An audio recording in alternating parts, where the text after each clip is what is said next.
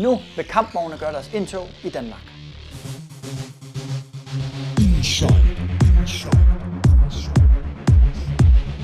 Vi har været en tur i Polen for at opleve VM i World of Tanks. I den forbindelse der fik vi en snak med den europæiske chef for World of Tanks, der blandt andet vil fortælle, hvordan de vil gøre deres indtog i den vestlige verden.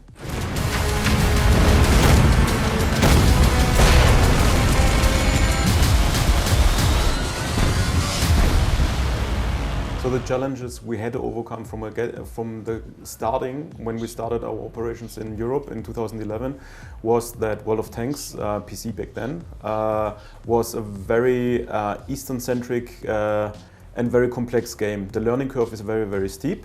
It's not too easy to get into it.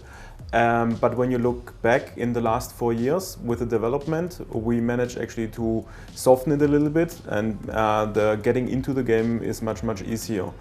And as you mentioned, the biggest followership at the beginning was in the Eastern European countries and in the Russian region. But we managed to establish actually a very, very good foothold within Europe and also going into North America by adding more content that is more appealing to the Western audience, and also now with additional titles, with going into the mobile and the console market.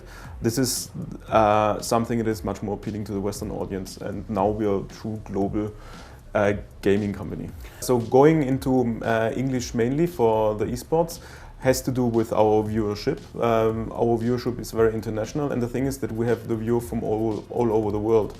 We are not just localizing it for the country we are in. I mean, now the Grand Finals is the second time in a row that is in Poland. We have a live stream in Polish as well, but for the rest of the world we are doing the English live stream. It's a deliberate decision also because we want to be flexible and being able to do it wherever we want to be and not limit ourselves. So I think our viewership is used to the English. We have our local community teams that are able to actually help our players that are in the regions where maybe there's some language barrier, but generally we have no problem with actually broadcasting English only. We are a global gaming company, so we want to deliver the games that are appropriate for the regions or also for a global audience. The main focus is delivering games that are fun. If the games are as exciting and fun to the audience, that the audience wants esports to happen, then we are going to deliver to that. And this is what happens with World of Tanks. World of Tanks was never designed with an esports background. And you could see that in the beginning when you saw World of Tanks 4 years ago. That was not a game that you can actually present to the audience. We didn't have anything implemented at the client. We were not prepared to do esports. And that is something that developed in the last 3 years. When you look how esports looks today for World of Tanks, I think we're delivering now on a level that is very good for esports. 2 years ago we did not, because it was never a deliberate decision going esports back then, or it is not one of the cornerstones when developing a game. For other companies it is esports first, and then we develop a game around it. We develop a game that is fun, and if it's a game that is so fun and people want to watch it on a stream, then we're going to go esports. The spectator mode we have now in the game is, I think it's a necessity to have that level of spectator mode to be able to show a game, but I'm pretty sure that we can do even better, and we're going to develop further anything that we need to actually make the viewing experience for World of Tanks and maybe future titles really exciting, and not just showing the game, but making it very immersive for the spectator.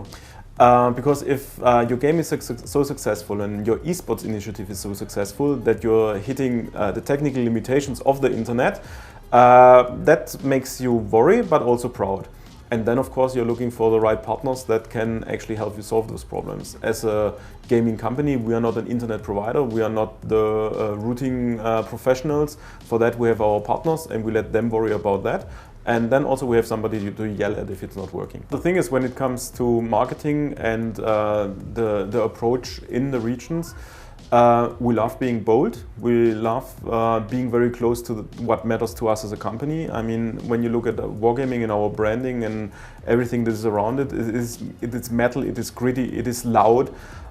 That's what we are, and that's our DNA, and that's how we want to be perceived in every country and every region. Sometimes you have to localize your marketing approaches for specific countries, but we really want to be true to ourselves, and we are not going to add, I don't know, puking ponies to our marketing initiatives just because somebody somewhere thinks that would work. That's not going to happen. We are going to have tanks, we are gritty, and that's what we are. Thank you very much for joining. Thank you very much. Tak. Spiller du allerede World of Tanks, eller kunne du tænke dig at prøve det, så smid en kommentar under indslaget her og fortæl os hvorfor.